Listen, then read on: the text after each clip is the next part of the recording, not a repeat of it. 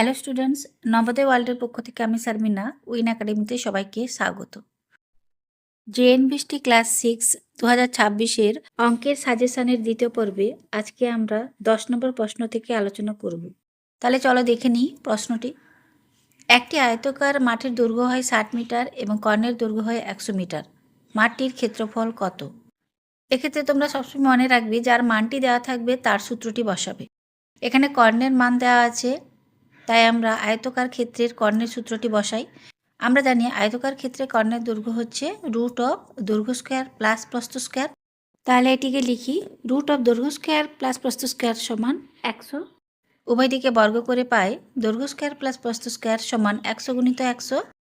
এবার এই দৈর্ঘ্য সমান 60 বসিয়ে পাই 60 স্কোয়ার যুক্ত প্রস্থ স্কোয়ার সমান 10,000 বা 3600 যুক্ত প্রস্থ স্কোয়ার সমান 10,000 বা প্রস্থ স্কোয়ার সমান পাবো 10,000 বিয়োগ 3600 সমান 6400। এখান থেকে আমরা প্রস্থ সমান পাবো রুট অফ 6400 সমান 80। তাহলে এই আয়তকার ক্ষেত্রের দৈর্ঘ্যটি দেওয়া ছিল 60 মিটার এবং এখান থেকে আমরা প্রস্থটি পেয়ে গেলাম 80 মিটার। এখান থেকে ক্ষেত্রফলটি বের করে নেব। আমরা জানি ক্ষেত্রফল সমান দৈর্ঘ্য গুণিত প্রস্থ, মানগুলি বসিয়ে নিই, সমান পাবো 60 গুণিত 80 সমান 4800 বর্গ মিটার। পরিমিতির অঙ্কে উত্তরের সঙ্গে সঙ্গে তার এককটিকেও ভালো করে খেয়াল রাখবে, কারণ অপশানে তোমাদের 4800 মিটার দেয়া থাকতে পারে। পরের প্রশ্ন, একটি নির্দিষ্ট সুদের হারে কোনো মূলধন 5 বছরে 8,000 টাকা এবং 6 বছরে 8,600 টাকা হলে সুদের হার কত হবে? এখানে দেওয়া আছে 5 বছরে কোনো মূলধন বেড়ে হয় 8,000 টাকা, অর্থাৎ সুদ এবং আসল হয় 8,000 টাকা এবং 6 বছরে সুদ প্লাস আসল হয় 8,600 টাকা। এখানে যদি আমরা 6 বছরের যে সুদ প্লাস আসল আছে সেটা থেকে 5 বছরের যে সুদ প্লাস আসলকে বিয়োগ করি, তাহলে যেটা পাবো সেটা হচ্ছে 1 বছরের সুদ, কারণ দুটি ক্ষেত্রে আসলের পরিমাণ সমান। অর্থাৎ 1 বছরের সুদ সমান পাবো 8,600 বিয়োগ 8,000 সমান 600 টাকা। এখান থেকে 5 বছরের সুদ সমান পাবো 600 গুণিত 5 সমান 3,000 টাকা। এবার এই 5 বছরের যে সুদ এবং আসল আছে, অর্থাৎ 8,000 থেকে এই 3,000কে বিয়োগ করে আমরা আসলের পরিমাণটি পেয়ে যাব সমান 5,000 টাকা। এবারে এই 5,000 টাকা মূলধন ধরে সুদের হারটিকে আমরা বের করে নেব। আমরা জানি সুদের হার আর সমান হয় সুদ গুণিত 100 বাই আসল গুণিত সময়। এর মানগুলিকে বসাই 3,000 গুণিত 100 বাই 5,000 গুণিত 5। এটিকে কাটাকাটি করে নেব, সমান পাবো 12%, অর্থাৎ সুদের হারটি হয় 12%।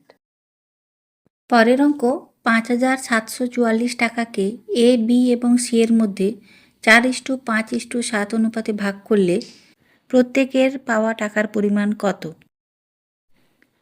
এখানে দেওয়া আছে প্রত্যেকের পাওয়া টাকার পরিমাণের অনুপাত 4:5:7। এখন এই তিনজনের পাওয়া টাকার অনুপাতগুলিকে যোগ করি, যোগ করে পাবো 4 যুক্ত 5 যুক্ত 7 সমান 16 টাকা, অর্থাৎ মোট 16 টাকার মধ্যে এ পায় 4 টাকা, বি পায় 5 টাকা এবং সি পায় 7 টাকা। এখানে মোট টাকার সাপেক্ষে এ এর পাওয়া টাকার আনুপাতিক ভাগারটি হবে 4/16, বি এর পাওয়া টাকার আনুপাতিক ভাগার হবে 5/16 এবং সি এর পাওয়া টাকার আনুপাতিক ভাগারটি হবে 7/16। এবারে মোট টাকার পরিমাণ 5,744 টাকা হলে এ পাবে 4/16 গুণিত 5,744, এটিকে কাটাকাটি করে নেব, সমান পাবো 1,436 টাকা। বি পাবে 5/16 গুণিত 5,744 সমান 1,795 টাকা এবং সি পাবে 7/16 গুণিত 5,744 সমান 2,513 টাকা। পরের প্রশ্ন, একজন ছাত্র 65% নম্বর পেয়ে 585 নম্বর পেল, পরীক্ষার মোট নম্বর হয়। এখানে 65% নম্বর সমান আছে 585, তাহলে আমরা লিখি 65% সমান 585। এখান থেকে 1% সমান পাবো 585 বাই 65। অতএব সম্পূর্ণ নম্বর অর্থাৎ 100% সমান পাবো 585 গুণিত 100 বাই 65। এটিকে কাটাকাটি করে নেব, সমান পাবো 900, অর্থাৎ পরীক্ষার মোট নম্বর হয় 900। পরের প্রশ্ন, 5 জন শ্রমিক 12 দিনে 720 টাকা আয় করেন। 8 জন শ্রমিকের 1,920 টাকা আয় করতে কতদিন লাগবে? এখানে লক্ষ্য করো 3টি রাশি আছে। এক আছে শ্রমিকের সংখ্যা, 2 নম্বরে আছে দিন এবং 3 নম্বরে আছে টাকা। এবারে এই তিনটি রাশিটিকে লিখি, শ্রমিকের সংখ্যা, টাকা, দিন। যেহেতু দিনটি বের করতে বলেছে তাই আমরা দিনকে শেষে রাখবো। এবারে প্রথমে শ্রমিকের সংখ্যা দেওয়া আছে 5, টাকার পরিমাণ দেওয়া আছে 720 এবং দিনের পরিমাণ দেওয়া আছে 12। তারপরে শ্রমিকের সংখ্যা আছে 8, টাকার পরিমাণ আছে 1920 এবং এখানে দিন সংখ্যাটি বের করতে হবে। অতএব নির্ণয় দিন সংখ্যা সমান হবে, দিনের উপরে যে 12 আছে সেটা গুণ হবে। এক্ষেত্রে টাকাটিকে অপরিবর্তিত রেখে শ্রমিকের সংখ্যার সাথে দিনের সম্পর্কটিকে লক্ষ্য করি। আমরা জানি শ্রমিকের সংখ্যা বাড়লে দিন সংখ্যা কমে, অর্থাৎ শ্রমিকের সংখ্যার সাথে দিন সংখ্যার সম্পর্ক হচ্ছে ব্যস্ত সমানুপাতিক সম্পর্ক। এখানে শ্রমিকের সংখ্যাটি 5 ছিল, তারপরে হয়েছে 8, অর্থাৎ শ্রমিকের সংখ্যা বেড়েছে, তাই এখানে দিন সংখ্যাটি কমবে, অর্থাৎ ছোট সংখ্যাটি উপরে বসবে আর বড় সংখ্যাটি নিচে বসবে। তাহলে হবে গুণিত 5/8। আবার শ্রমিকের সংখ্যাটিকে অপরিবর্তিত রেখে টাকার সাথে দিন সংখ্যার সম্পর্ক হয় সরল সমানুপাতি, অর্থাৎ টাকা বাড়লে দিনও বাড়বে আর টাকা কমলে দিন কমবে। এখানে টাকা প্রথমে ছিল 720, তারপরে হয়েছে 1920, অর্থাৎ টাকার পরিমাণ বেড়েছে, অর্থাৎ দিনের পরিমাণও বাড়বে। তাই বড় সংখ্যাটি উপরে হবে এবং ছোট সংখ্যাটি নিচে বসবে। তাহলে লিখি গুণিত 1920/720। এবারে পুরো সংখ্যাটিকে আমরা কাটাকাটি করে নেব, সমান পাবো 20 দিন। অর্থাৎ 8 জন শ্রমিকের 1920 টাকা আয় করতে 20 দিন সময় লাগবে।